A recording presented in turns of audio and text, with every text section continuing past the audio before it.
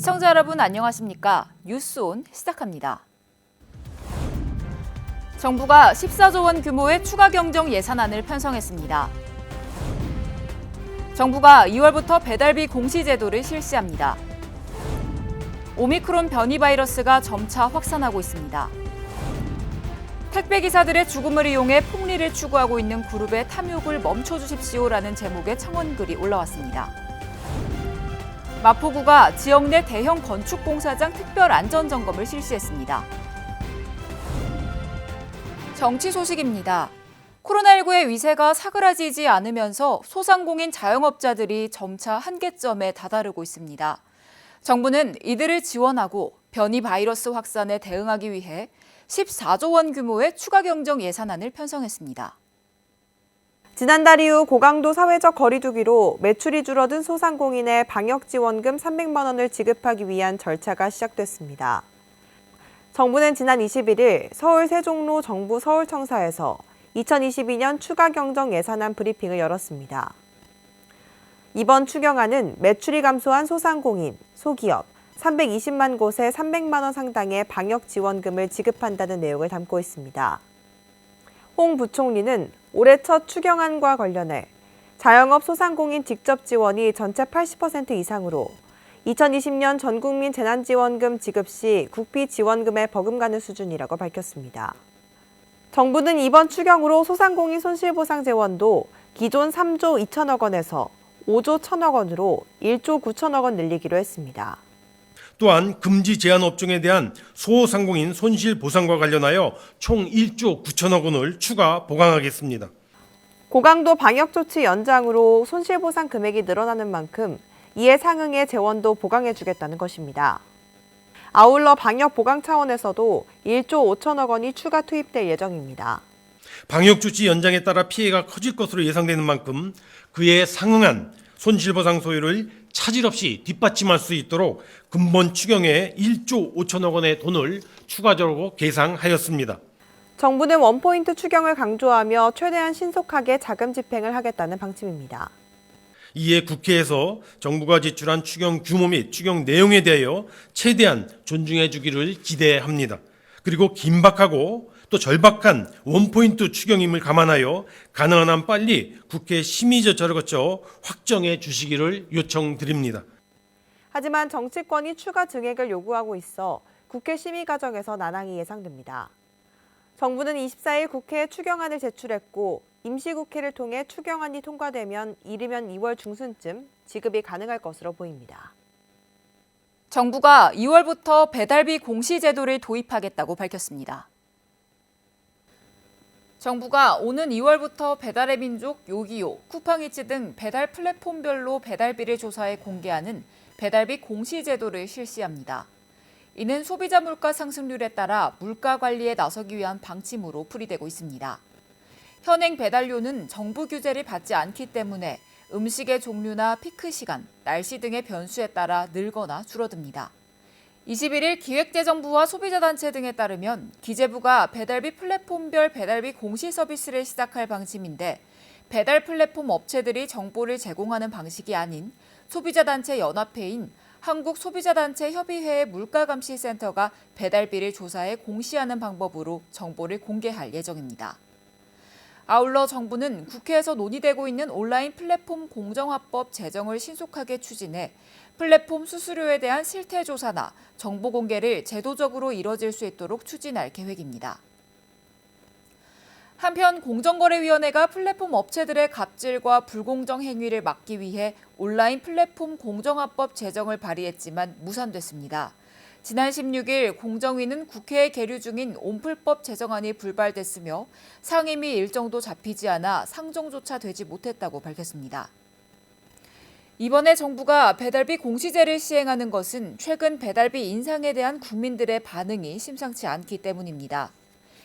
배달업계에 따르면 올해 들어 다수의 배달 대행 업체들이 1월부터 배달 대행 수수료를 500원에서 1,000원가량 인상한 것으로 나타났으며 수도권 기본 배달 대행료도 4,400원 수준으로 1년 만에 30% 정도 상승했습니다. 이러한 상황 속에 일부 온라인 커뮤니티에서는 배달비 공구, 배달비 더치페이와 같은 글도 올라오고 있는데 이 아파트 등의 주민 커뮤니티를 통해 배달료를 공동 부담하는 사례도 늘고 있습니다. 지난해 배달앱 3사의 결제 규모는 24조 원을 넘어설 것으로 추정되고 있으며 업계 1위인 배달의 민족의 경우 월 배달 건수가 1억 건을 돌파한 것으로 나타났습니다. 이에 정부 관계자는 현재 배달비에 대한 정확한 정보가 없어 서민들의 부담은 커지고 있고 기준 없이 들쑥날쑥한 배달비로 인한 소비자 피해도 우려되고 있다며 배달비 공시 서비스가 시작된 이후에도 공개 정보의 종류 등 제도를 지속적으로 고도화할 예정이라고 밝혔습니다.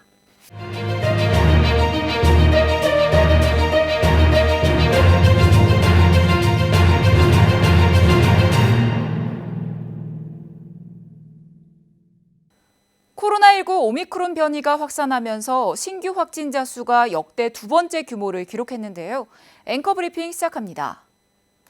전문가들은 오미크론 유행이 본격화하면 지금껏 경험해보지 못한 확진자 폭증세가 나타날 것이라고 경고하며 철저한 대비를 강조했는데요. 현 상황에 대한 각 언론사별 의견 살펴보겠습니다. 먼저 A일보는 오미크론의 확산 속도에 걸맞은 방역체계 전환이 시급하다고 강조했습니다. 새로운 대응체계는 고위험군 집중관리로 중환자 발생을 억제하는 게 골자인데 이를 위해 유전자 증폭 검사는 밀접 접촉자, 60세 이상 고령층 등 고위험군에 한해 시행하는 것으로 제한하고 경증 환자의 외래 진료와 처방, 재택치료 관찰은 동네 병의원이 맡게 된다고 말했습니다. 그만큼 동네 병의원의 역할이 중요해지고 있는 것인데 일선에선 검사나 감염 예방과 관련해 아직 매뉴얼조차 제공받지 못했다고 하니 답답한 노릇이라고 비판했습니다. B일보는 오미크론이 우세종이 되면서 확진자의 폭증은 불가피하다며 오미크론이 독감 수준이라는 인식이 팽배한 상황에서 정부의 방역 대응이 성공을 거두려면 정확한 진단과 일관된 원칙이 중요하다고 말했습니다. 또 델타 변이처럼 늑장 오락가락 대응을 반복하면 이 오미크론 파고를 넘을 수 없다고 우려의 목소리를 냈습니다. 마지막으로 C일보는 국내에서 오미크론이 이미 전국적으로 우세종이 된 상황이라 정부 대응이 늦었다는 비판이 나온다며 이런 판국이라면 사후 약방문식 대응이 될 수밖에 없을 것이라고 말했습니다. 또 명확한 지침을 신속하게 내놓아야 오미크론을 따라잡을 수 있다고 강조했습니다. 오미크론 변이가 일찍 출현해 우세종으로 자리 잡은 세계 곳곳에서는 코로나19 팬데믹이 끝나간다는 기대가 나오고 있습니다. 현재 시각 23일 WHO 유럽 사무소는 코로나19가 유럽에서 엔데믹을 향해 가고 있다고 진단했고 전문가들은 오미크론 변이 유행이 끝난 후에 나타날 새 변이의 특성에 따라 종식 여부가 결정될 것으로 보고 있습니다. 하지만 이 코로나19 팬데믹이 언제 엔데믹으로 전환될 것인지, 즉 그 시점에 대한 전문가들의 일치된 견해가 있는 것은 아니기에 속단하지 말고 추후 전문가들의 지침에 따라야 할 것입니다. 다음은 앞서 전해드린 추가 경정 예산 소식과 관련된 앵커 브리핑입니다. 정부가 지난 21일 14조 원 추가 경정 예산을 의결했습니다. 초과 세수 기반 방역 추경 14조 원 중 11조 3천억 원은 국채를 발행해 조달하는데요. 이에 대한 각 언론사별 의견 살펴봅니다. 먼저 A일보는 작년 세금이 예상보다 더 거쳤지만 4월 결산 전까지 손을 댈 수 없어 결국 빚에 의지하게 됐다고 설명했습니다. 이어 국내 총생산 대비 국가채무 비율도 사상 처음 50%를 넘어선다고 강조했는데요. 대출금 이자가 높아지자 부동산 시장에선 전세가 줄고 월세 거래 비중이 급증하고 있으며 정부의 지출 증가는 소비자 물가 상승을 부추겨 서민 생활도 압박한다고 덧붙였습니다. 그렇기에 여야는 추경 심의 과정에서 과도한 증액을 자제하고 불효불급한 지출을 축소해 미래 세대의 부담을 줄이려는 성의를 보여야 한다고 꼬집었습니다. B일보는 1월의 추경 편성은 한국전쟁 중이던 1951년 이후 처음일 정도로 이례적이라고 말했습니다. 특히 14조 원 중 11조 5천억 원이 소상공인에게 집중 지원되는데 이는 여론을 반영한 원포인트 추경이라 할 만하다고 강조했습니다. 또한 정부는 더 나아가 지원에서 소외된 이들을 위한 대책을 발굴하는 한편 본 예산도 차질 없이 조기에 집행해 지원 효과를 높이기 바란다고 설명했습니다. C일보는 코로나19 사태로 자영업자가 아무리 어렵다지만 올해 예산 자체가 사상 최대 규모인 607조 원인데 새해 들자마자 추경을 편성하는 건 얼토당토 않은 일이라고 비판했습니다. 이어 국내 총생산 대비 국가채무 비율도 올 연말 50%를 넘고 3년 후 60%를 웃돌 전망이라고 밝혔는데요. 그 부담은 고스란히 미래 세대에게 전가된다고 덧붙였습니다. 특히 국제통화기금은 한국의 국가채무 비율이 35개 선진국 중 증가 속도가 가장 빠르다고 우려했는데요. 국제신용평가사들도 이 비율이 60%까지 오르면 국가 신용등급에 악영향을 줄 수 있다고 경고했습니다. 이번 추경은 코로나19 방역조치 연장에 따른 자영업 소상공인 피해 회복 지원을 위한 것인데요. 이번 예산이 효율적이고 형평성 있게 사용될 수 있도록 최선을 다해야 할 것입니다. 다음은 청와대 국민청원 게시판에 올라온 택배 노동자 처우 개선에 대한 청원글입니다. CJ 대한통운이 택배 노동자 과로 방지를 명분으로 사회적 합의를 통해 택배비를 인상해놓고 그 초과 이윤이 택배 노동자 처우 개선에 쓰이지 않고 기업 이윤으로 편입됐다는 노조 측의 주장이 이어졌습니다.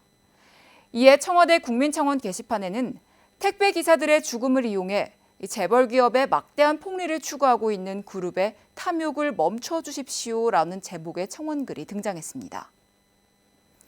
현직 해당 택배기사라고 밝힌 청원인은 작년부터 많은 택배기사들이 과로로 돌아가셨고 민주당과 정부의 주도로 합의가 마련돼 수많은 택배기사와 국민이 기뻐했다고 말했습니다.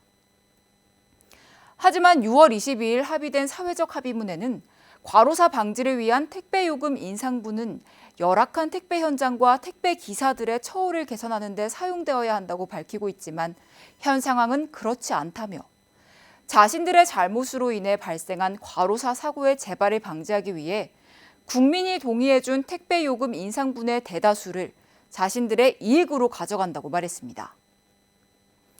청원인은 과로사한 택배 노동자들의 목숨값으로 기업의 이익을 추구하는 파렴치한 행동이라며 정부와 여당은 해당 기업의 사회적 합의 위반 행위를 중단시켜 주시기 바란다고 호소했습니다. 해당 청원은 지난 27일에 마감됐으며 약 2만 5천여 명의 동의를 받았습니다. 수도권 소식입니다. 마포구는 중대재해 처벌 등에 관한 법률 시행에 발맞춰 고용안전팀을 신설했습니다. 구민의 생명과 안전을 최우선 가치로 두고 중대산업재해가 없는 안전한 일터를 만들기 위해 신설된 건데요. 빈틈없는 점검으로 구민들이 중대재해로 피해를 보는 일이 없도록 힘쓸 예정입니다. 마포구는 오는 27일 중대재해 처벌 등에 관한 법률 시행에 발맞춰 중대산업재해 업무를 전담하는 고용안전팀을 신설했습니다. 마포구는 효과적인 안전보건관리 체계를 구축하고 관련 법규 이행을 위한 전담 조직을 구성해 중대재해를 예방하고자 전담팀을 신설했습니다. 고용안전팀은 총 5명으로 구성됐으며 안전보건관리 체계 구축, 중대재해 발생 시 재발 방지 대책 수립, 관계 법령에 따른 개선, 시정, 조치사항 검토 및 관리, 안전보건관계 법령에 따른 의무 이행사항 검토 및 관리 등의 업무를 수행합니다. 아울러 중대 시민재해를 대비해 지역 내 41개 공중이용시설을 대상으로 연 1회 안전계획을 수립하고 점검을 실시해 보수 보강 등도 시행할 계획입니다. 안전한 마포구를 만들기 위한 노력은 계속됩니다. 마포구는 광주 아파트 붕괴 사태와 같은 대형 사고뿐만 아니라 건축 공사장 안전사고를 미연에 방지하고자 지역 내 대형 건축 공사장 특별 안전점검을 실시했습니다. 안전관리와 품질관리를 통해 사고 예방을 위해 선제적으로 현장을 관리하고 있습니다. 마포구는 건축공사장 안전사고를 방지하기 위해 대형 건축공사장 특별 안전점검을 실시했습니다. 이번 특별 안전점검에서는 공사개요 및 안전관리 사항을 보고하고 안전관리 및 규정 준수 여부를 점검해 위험 유발 요인을 확인했습니다. 현장 점검 이후 철저한 안전관리와 품질관리가 이어졌습니다. 또한 마포구는 지난해 지하 2층 이상 굴토공사장 19개소 점검을 실시했고 설을 앞두고 22개소에 대한 안전점검을 실시합니다. 유동균 마포구청장은 잠깐의 안전소홀이 큰 재난으로 다가올 수 있다며 안전한 마포를 만들겠다고 말했습니다. 세제와 샴푸, 화장품 등 리필이 가능한 제품을 개인이 가져온 용기에 원하는 만큼만 구매해 생활 쓰레기를 감량하는 제로 웨이스트 매장, 홈플러스 월드컵점에서 전국 최초로 대형마트와 연계하는 제로마켓을 선보입니다. 친환경 소비문화 확산을 위해 마포구민 여러분의 많은 관심 부탁드립니다. 일회용 포장재를 사용하지 않는 제로웨이스트 상점, 제로마켓이 홈플러스 월드컵점에 문을 열었습니다. 서울 제로웨이스트 팝업 프로젝트의 일환으로 진행하는 제로마켓은 전국 최초로 대형 유통매장 내에 유치해 운영합니다. 제로웨이스트 매장이란 리필이 가능한 제품을 구매할 때 개인이 가져온 다회용기에 제품을 담아 구매하는 친환경 매장입니다. 포장재를 추가로 사용하지 않아 생활 폐기물을 감량해 환경을 보호할 수 있습니다. 5월 31일까지 오전 11시부터 오후 9시 홈플러스 월드컵점 2층에서 운영합니다. 광역시 소식입니다. 허태정 대전시장이 2022년 새해를 맞아 대전시 산하 16개 공공기관 연두 방문을 시작했습니다. 허태정 대전시장이 2년 넘게 지속되고 있는 코로나19 상황에도 민선 7기 시정을 성공적으로 이끌 수 있도록 애써온 산하기관 임직원들의 노고를 격려하기 위해 16개 공공기관 연두 방문을 실시합니다. 먼저 지난 1월 21일 대전시설관리공단과 대전세종연구원, 정보문화산업진흥원, 고암미술문화재단을 방문한 허 시장은 민선 7기 주요 현안 사업에 대한 꼼꼼한 마무리를 당부했으며 관계자들의 애로사항을 청취하는 시간을 가졌습니다. 또한 허 시장은 1월 25일과 26일, 2월 8일 순차적으로 디자인진흥원, 과학산업진흥원, 평생교육진흥원, 문화재단, 한국효문화진흥원, 사회서비스원 등 산하기관 연두 방문을 진행할 예정입니다. 한편 대전시는 지난 2021년 하반기 12개 공공기관의 인력 채용을 합동으로 실시하고 올해 노동이사제를 본격 도입하는 등 공공기관의 투명성과 민주성 제고를 위해 노력하고 있습니다. 광주시에 속속 들어서고 있는 친환경 자동차 인프라가 순차적으로 가동되고 있습니다. 광주시와 국토교통부는 빅그린 산단에 친환경 자동차 부품 인증센터를 구축하고 있으며 그중 배터리 안전성 인증 서비스를 제공할 배터리 시험동은 17일 시험 운영에 돌입, 오는 2월 정식 운영됩니다. 친환경 자동차 부품 인증센터는 친환경차 인증 수요와 사후 관리에 대응하고 안전, 인증, 평가를 담당하게 됩니다. 아울러 광주시는 지역 자동차 산업 경쟁력 확보 등을 위해 친환경 자동차 부품 클러스터를 구축 중이며 기반 시설인 선도기술지원센터는 지난해 12월 준공돼 친환경 스마트 부품 개발 등을 맡고 있습니다. 친환경 자동차 부품 클러스터와 부품 인증센터, 광주 글로벌 모터스가 부품 개발, 인증, 완성차로 이어지는 가치 사슬을 형성해 우리 광주가 친환경차 메카도시로 도약하는 데 큰 역할을 할 것으로 전망됩니다. 광주시가 더 크고 더 강한 광주 실현을 위해 지역 산업 정책을 기업 중심, 시민 참여, 일자리 중심의 미래 선도형 경제 구조로 대전환합니다. 광주시는 미래 핵심 동력 산업 육성을 위해 AI, 메타버스 등의 신기술을 기존 산업과 융합하고 초광역 협력 사업 선제 발굴에 나섭니다. 또 광주형 3대 뉴딜인 디지털, 그린, 휴먼 뉴딜을 일자리 창출 사업으로 구체화하기 위해 AI 창업 캠프 3호점 개관, 실시간 에너지 정보 플랫폼 구축, 제2의 광주형 일자리 발굴 등에 나설 방침입니다. 우리 시는 이번에 마련한 각종 정책을 기반으로 인공지능, 그린, 스마트 시티를 실현해 미래산업 도시로 도약할 수 있도록 노력하겠습니다. 아울러 기업 중심 정책 전환을 위해 산업 현장 목소리를 대표하는 지역 산학연 협의회 역할을 강화하고 지원 정책 원스톱 서비스 마련, 미래형 특화 인재 양성 고도화 등에 힘쓸 계획이며 시민 참여 정책 확대를 위해 시민주도 사업인 에너지 자립마을 거점센터 추가 설립 등을 추진합니다. 강원도 소식입니다. 평창군은 발왕산 정상에 평창평화대 기념 전망대를 설치하고 숲길을 평창평화길로 지정 고시하는 등 평화올림픽 기념사업 추진을 완료했습니다. 발왕산 평창평화봉 숲길은 평화와 치유의 산림유전자원 보호림인 천년의 수목을 보호하고 세계 평화의 전기를 받을 수 있는 숲길 걷기를 통해 지역 주민뿐만 아니라 관광객들에게 아름다운 경관과 함께 치유의 시간을 선사하고 있습니다. 이번 동부지방 산림청과의 공동 산림산업을 위해 평창군에서는 총 9억 5천만 원을 투자해 평창평화봉 안전전망대와 기념비 설치, 숲길 입구 부대시설 설치와 숲길 정비 등 향상된 산림 휴양 서비스를 제공하고 있습니다. 특히 올해 6월까지 군비 5억 5천만 원을 추가로 투자해 숲길 탐방 수요가 높은 지역의 탐방객들에게 안전한 숲길 환경을 제공하고 사회적 약자를 위한 무장애 숲길 조성을 완료할 예정입니다. 강원 횡성군이 스마트폰 앱을 통한 주정차 단속 알림 모바일 서비스 휘슬 시행에 들어갔습니다. 스마트한 운전자를 위한 통합 주정차 단속 사전 알림 앱 휘슬이 강원도 최초로 횡성군에서 서비스를 오픈했습니다. 휘슬은 차량이 CCTV 주정차 단속 구간 내 진입할 경우 이용자에게 단속 알림 문자를 발송해주는 시스템으로 스마트폰 플레이스토어, 앱스토어 등에서 내려받아 사전 회원 가입 및 차량 등록 후 이용할 수 있습니다.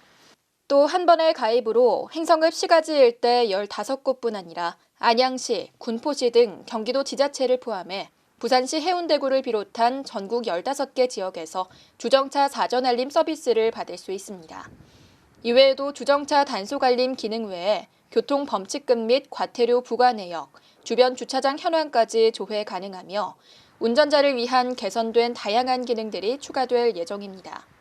휘슬은 이제 차량이 CCTV 단속 구간에 진입할 경우에 이용자에게 이제 단속 알림 문자를 제공해서 이제 단속 전에 이제 그 차량 이동을 이제 유도하는 시스템입니다.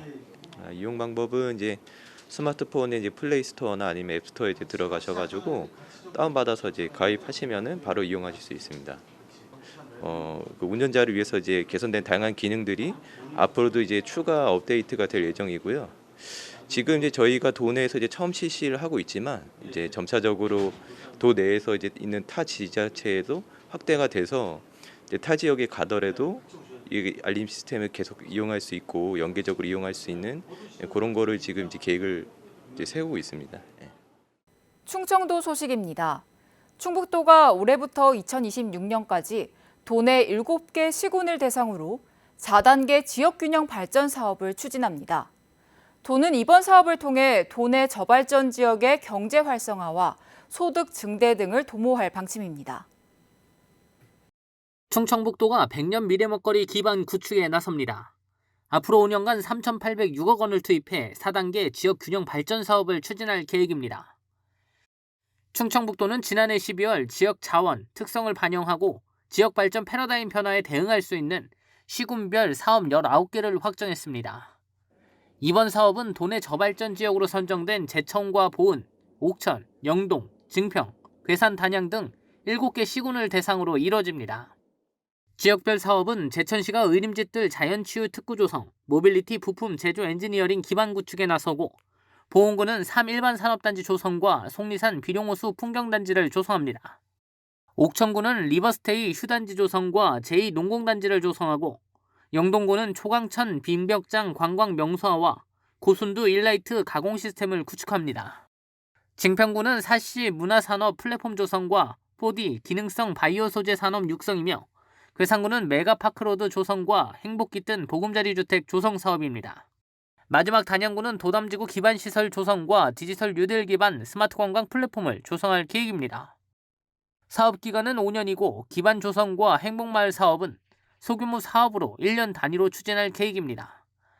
올해는 4단계 1차 연도 시행계획 수립과 함께 지방투자심사, 실시 설계 등 사전 행정 절차가 진행될 예정입니다. 오미크론이 1, 2월 내 우세종이 될 가능성이 높아지면서 대구시가 오미크론 특성과 전망, 대응 전략에 관한 긴급회의를 열었습니다. 20일 열린 회의에는 상급 종합병원과 시의사회, 감염병 관리 지원단 등 지역 의료계 전문가들이 참가했으며 다양한 의료 현장 의견을 수렴했습니다. 코로나19 오미크론 변이가 1월 중 국내 우세종이 되면서 3월에 1일 신규 확진자가 최대 3만 명까지 폭증하고 위중증 환자 역시 최대 1,700명까지 급증할 수 있다는 전망도 나왔습니다. 지역 의료계와 합심해서 병상을 추가로 확보하고 또 재택 치료를 안정적으로 하기 위한 모든 조치들을 철저히 지금 준비하고 있습니다. 다만 중증 전환율이 줄고 경증 환자가 폭증함에 따라 방역 정책을 중앙정부 전담 방식에서 지자체와 동네 의원이 재택치료 환자 관리 등을 맡아야 한다는데 전문가들이 한 목소리를 냈습니다. 따라서 경증 환자 중심으로 방역과 의료 정책을 전환하고 코로나19가 일상진료 체계 안에 들어오도록 해야 한다고 강조했습니다. 대구시는 PCR 검사 역량 확충, 위험도에 따른 역학조사 우선순위 결정과 격리 기준 조정 등의 대책을 추진하고 병상 확충과 재택치료 수용 역량 제고 등의 의료 대응 계획도 수립키로 했습니다. 대구시가 설 연휴 기간 사흘 동안 공설 봉안당을 임시 휴관하며 사전 참배 기간 온라인 충무관을 운영합니다. 대구시가 설 연휴 기간 동안 공설 봉안당을 임시 휴관함에 따라 설 연휴 전 17일부터 명절 전까지 사전 성묘 기간을 운영해 미리 참배할 수 있도록 운영하고 있습니다. 사전 성묘 기간에는 1일 참배 가능 인원과 참배 시간은 1회 4인 가족 20분으로 제한해 운영하고 추모관 내 재래실과 휴게실은 폐쇄하고 음식 취식은 금지합니다. 또 참배를 원하는 시민들은 각자 집에서 온라인 추모관을 통해 온라인 성묘를 할 수 있게 했으며 보건복지부 운영 이 하늘 장사 정보 시스템을 통해 온라인 차례상의 헌화, 분양이 가능하도록 했습니다. 경상도 소식입니다. 양산시립도서관이 시행하고 있는 동네 서점 희망도서 바로 대출 서비스가 호응을 얻고 있습니다. 이 서비스는 도서관에 비치되어 있지 않은 책을 가까운 지역 서점에서 신청하면 간편한 승인 절차를 거쳐 서점에서 바로 책을 대출할 수 있는 제도로 양산시가 경남 최초로 도입해 본격 운영하고 있습니다.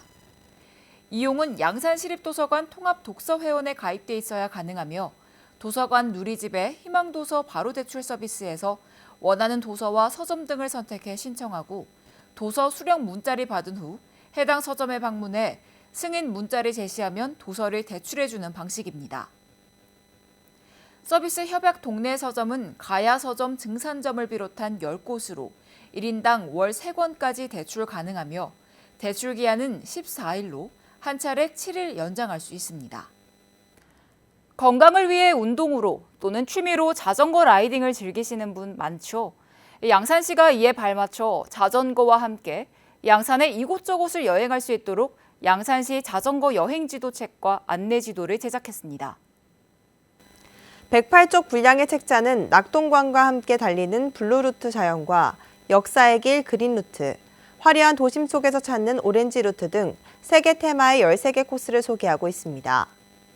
특히 책자에는 코스 전체에 대한 설명과 함께 주행거리, 소요시간, 난이도, 고도 정보 등 라이딩에 꼭 필요한 정보는 물론 편의시설과 볼거리, 먹거리 등의 주변 명소를 소개하는 등 안전 자전거 여행 길잡이 역할을 할 것으로 보입니다.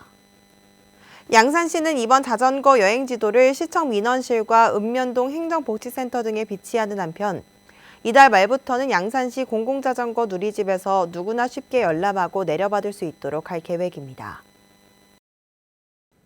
전라도 소식입니다. 여수시가 수산 분야 코로나19 확진자 급증에 따라 긴급 간담회를 개최했습니다.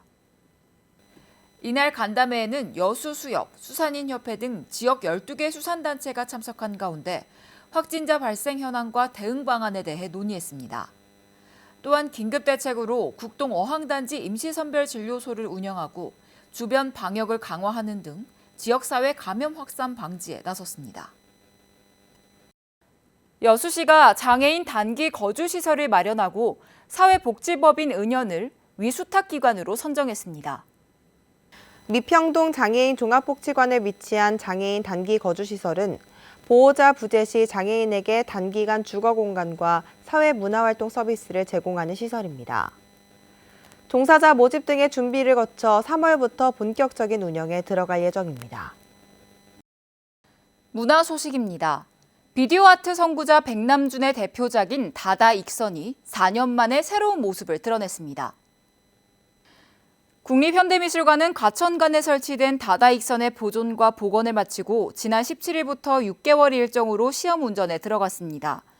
다다 익선은 1988년 서울 올림픽을 계기로 개천절을 상징하는 천세대의 브라운관을 탑처럼 쌓아 올려 만든 높이 18.5m의 대작입니다.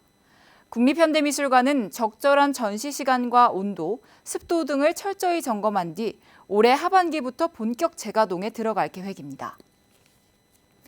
아랍에미리트에서 열리고 있는 두바이 엑스포가 한국의 날을 맞이한 동시에 한국 주간도 시작됐습니다. 문화재청과 한국문화재재단은 엑스포 한국관에서 복주머니 문양이 새겨진 스카프를 관람객들에게 선물하고 경복궁과 숭례문을 배경으로 방탄소년단의 공연 영상도 상영합니다. 경복궁을 배경으로 한 방탄소년단의 다이너마이트와 숭례문을 배경으로 한 퍼미션 투 댄스 등 두 편을 선보입니다. 5년마다 열리는 국제박람회기구 등록 엑스포는 지난해 10월부터 오는 3월 말까지 중동 아프리카 지역 최초로 두바이에서 열리고 있으며 191개국이 참여했습니다. 서울시립미술관의 새로운 분관인 서울시립미술아카이브가 오는 8월 종로구 평창동에서 개관합니다. 서울시립미술관이 서소문 본관에서 열린 기자간담회에서 신규 분관 개관으로 2024년에는 10개관을 운영한다고 밝혔습니다. 미술 아카이브는 서울시립미술관 소장품을 바탕으로 현대 미술 자료와 기록을 수집, 보존, 연구하는 역할을 하게 되며 2024년에는 서울사진미술관과 서서울미술관이 각각 도봉구와 금천구에 설립될 예정입니다. 현재 서울시립미술관은 서소문 본관, 북서울미술관, 남서울미술관 등 총 7개 관을 운영 중입니다.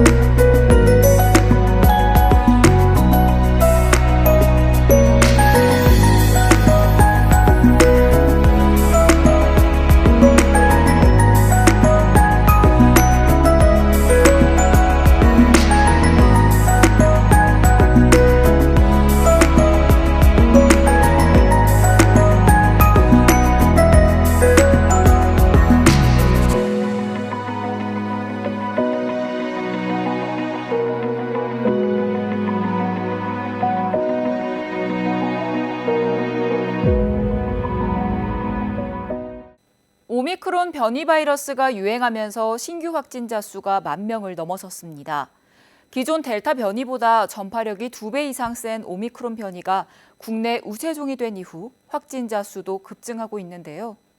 올바른 마스크 착용, 또 사적 모임 최소화 등 생활 속 방역수칙 준수에 유의하셔야겠습니다. 이상 뉴스 마칩니다. 시청해주신 여러분 고맙습니다.